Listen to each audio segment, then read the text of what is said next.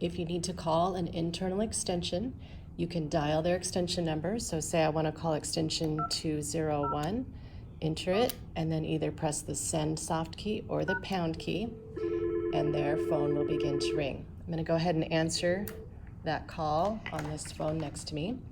The other thing you can do with a call, whether it's internal or external, is park it. Park is a type of system hold that once you've parked a call, that can be answered from any phone.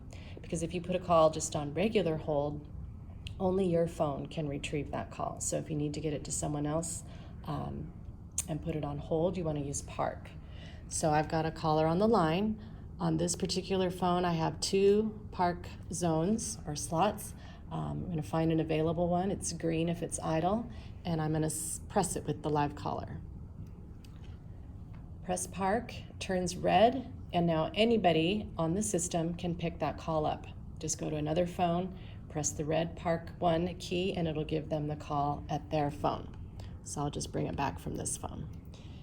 Turns green again, and it gives me the call.